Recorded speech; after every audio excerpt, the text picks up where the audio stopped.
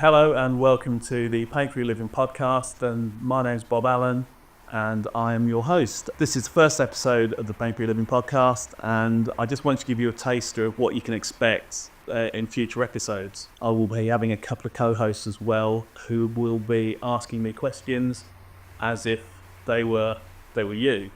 So well done, and thank you for finding the Pain-Free Living podcast. The fact that you found it means that you may be in pain, or there's something in the title that resonated with you, and that is a good thing, because if you are in pain, you want to avoid pain, you've had pain in the past and you don't want it coming back, then you're in the right place. That's what really this podcast is all about. It's about giving you ideas about why you may be in pain, what may be causing the pain, and what you can do about it.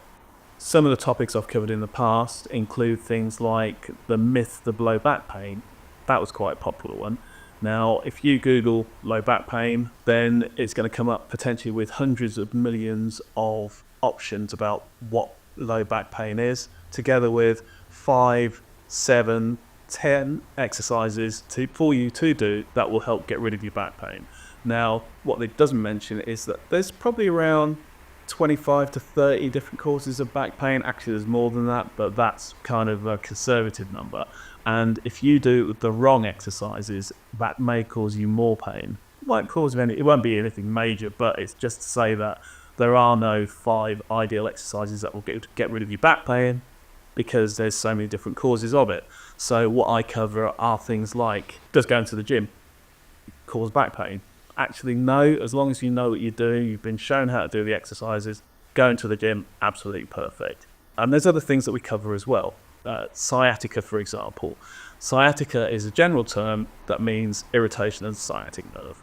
It doesn't give you any clues as to what's causing the sciatica, and won't necessarily help you to resolve the problem. So I go into sciatica a little bit, some of the causes of sciatica, and what you can do about it. If I was to offer you a pill that would reduce your risk of heart problems, reduce your risk of cancer, reduce the risk of developing dementia, it would improve the strength of your bones, it would improve your mood, improve your sleep, and a whole host of other beneficial things. If I could put that in a pill, and if I could offer you that pill, would you take it?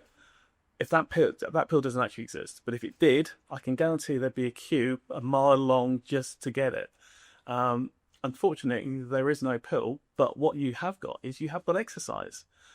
I know you've heard it before. I know you've heard about how beneficial doing exercise is, but you may not have heard it in quite the way that I'm going to put it across to you today. The fitness industry doesn't help itself, because the fitness industry promotes itself based on the Love Island six-pack, buns of steel, bulging biceps, all of those things that 99% of the population don't really care about. When you've got a fitness industry that promotes that image of exercise, and when you've got the World Health Organization asking you to spend a significant amount of your time doing exercise, it's no wonder that a lot of people, particularly in this day and age, with stress, the world is switched on 24/7. We never have time to think for ourselves, never mind actually fit in, half an hour's exercise 5 times a week, plus resistance and all those other things. So I think that they're looking at it in the wrong way. I think that my approach is that movement is medicine. If you're reluctant to exercise because of the amount of time it takes to spend doing it, think of it the other way. Movement is medicine. The more you move, the less you have to come and see somebody like myself, the less I have to go and see a GP, because there are all those benefits. And start off small. That's the first thing. Start off small. So if you can only allocate 5 minutes a day, then 5 minutes a day is a start. It's 5 minutes more than you were doing before. What conditions do osteopaths treat? I would love to say we treat everything. The reality is we treat mainly muscle and joint issues. The type of issue depends on the type of osteopath you go and see.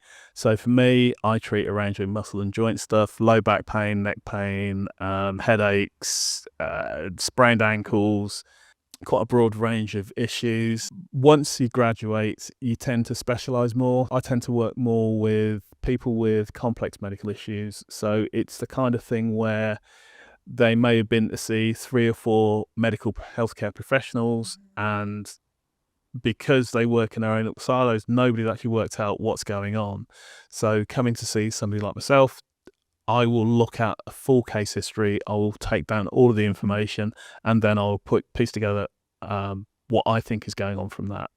And obviously, I'll talk to the person that comes in to see me, and I would kind of go through my thought process, and I'll say, "This is what I'm going to treat. Let's see how it goes. If it does make a difference in 1 or 2 treatments, then we'll review and then say, okay, maybe it's not that. We'll look at something else." But for me, I'm quite general. There are other osteopaths who specialise in treating sports injuries, other osteopaths who specialise in treating children, etc., etc. So it all depends on who you go and see. How does osteopathy differ from chiropractic or physiotherapy? As an osteopath, I specialise in looking at all of the different systems. So it's not just muscle and joint. It'll be whether you've had any gut issues. It'll be taking in the whole picture. All 3 professions tend to look at the big picture, but we just train differently. So as a physiotherapist, you tend to be more specific to exercise rehabilitation. So it tends to be people post-surgery, post-injury, and then bringing them back to health. And chiropractic, they are taught, because every muscle and joint in the body is connected to the nervous system, they are trained more that if the spinal column and the nerves coming out of the spine and going back into the spine are in alignment, and there's no compression and there are no issues and it's all moving well, then that brings you to optimal health. So we're all trained in a different way, but once we throw the training wheels away and we get out in the real world, we then tend to specialise more in different areas, tend to do lots of postgrad stuff on areas of interest to us. So for me, I do a lot of work with older adults. I do a lot of work with people with a disability, because those are areas of interest of mine. Whereas, like I said, others will look at doing cranial osteopathy or visceral or different branches of osteopathy. Got you. Okay. Big question here. Is osteopathy evidence-based? That is a good question. And the answer is yes and no. So most physical therapies are actually quite difficult to do on an using an evidence-based system. So if you're talking about medication, then you'll have the 5 milligrams, 10 milligrams, whatever it is of that medication, and you'll give that to a group of people, and then you'll see what the results are. Big question here. Is osteopathy evidence-based? That is a good question. And the answer is yes and no.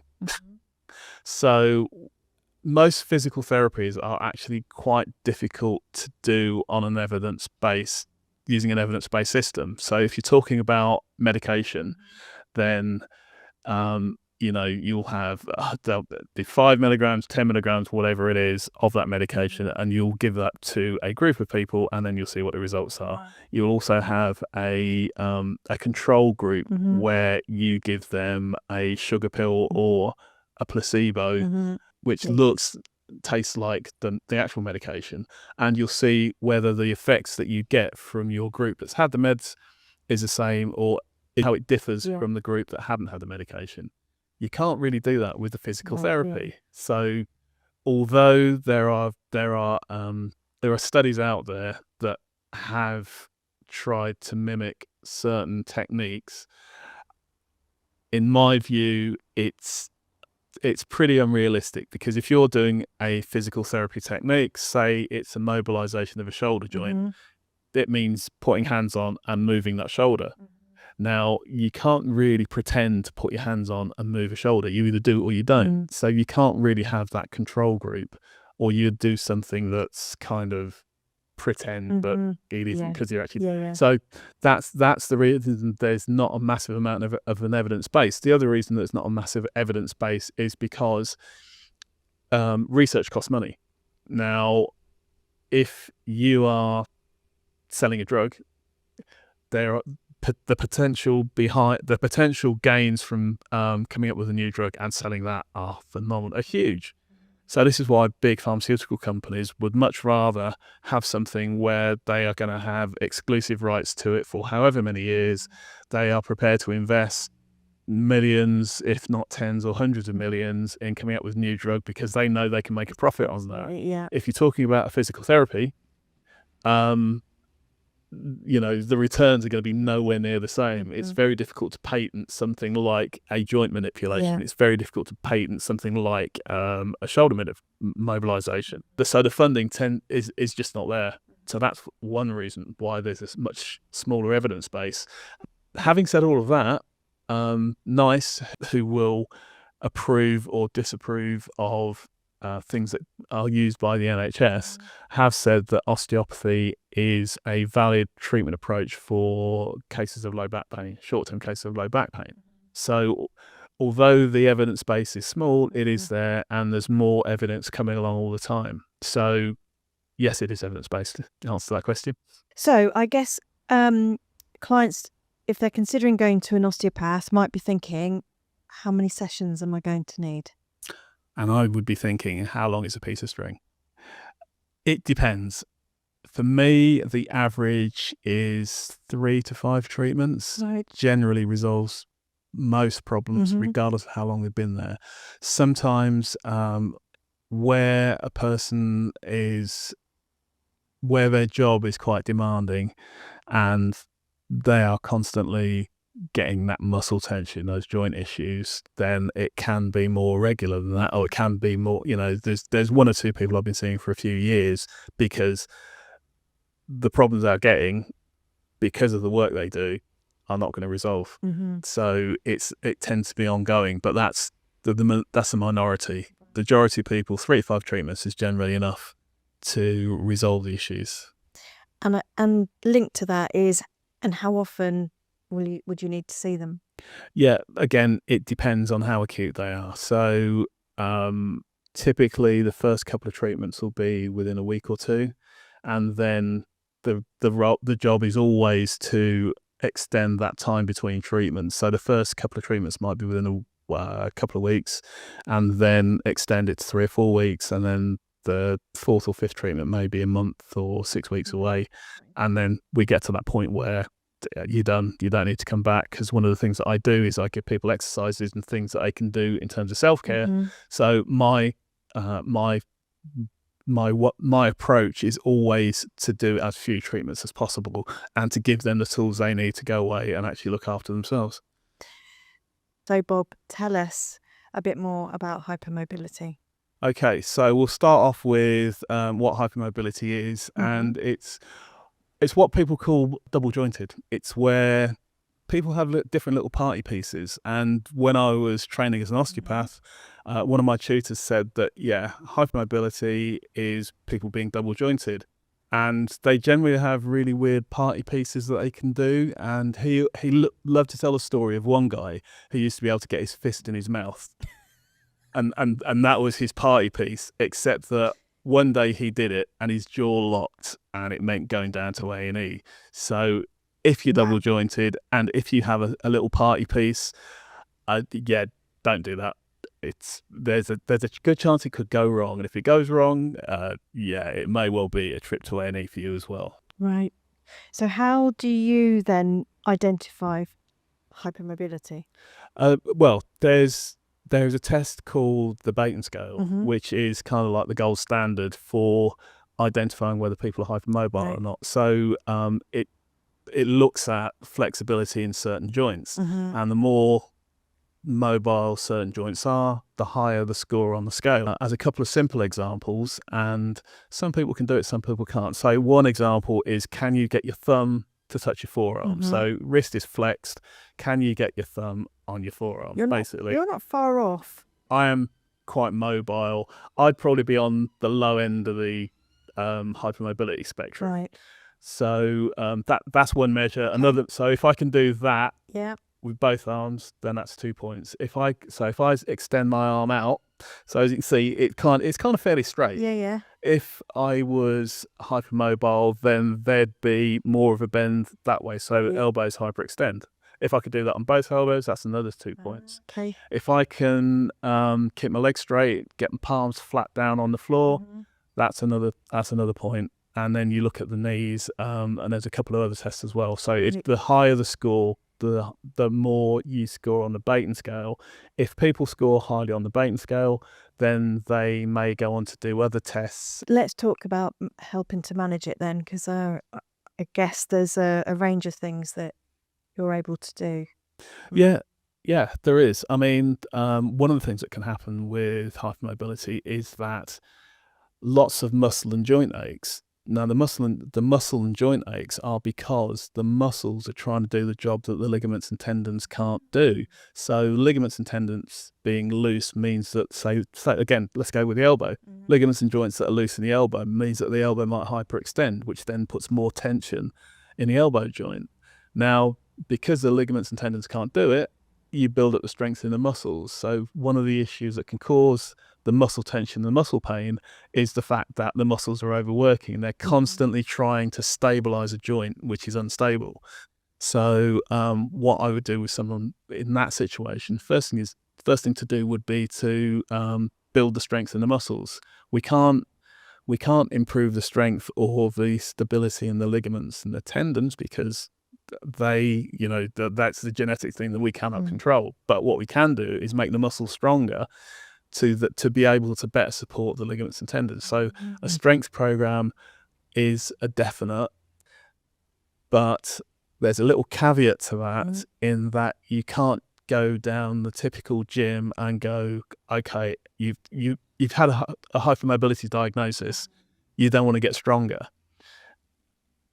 You need to find somebody that understands what hypermobility is, so they can then do a proper assessment and then build the strength in the muscles that need to be strengthened around the joint. It's not immediately obvious. So if you went to your typical gym and try to do that yourself, you might think, okay, I'll strengthen the bicep and tricep and that's going to sort it out. Actually, there's a lot of muscles around the elbow joint, not just the bicep and tricep. You've got all the flexors and extensors in the forearm as well. All of those come across the elbow joint, so you need to work on everything. And also, if you start too heavy or you've got poor technique, that's potentially going to make things worse rather than better. So if you're going to start a physical program, which is what I would recommend, find somebody who knows what hypermobility is first. So that's a conversation you need to have, because if they don't understand what it is, they can potentially make things worse.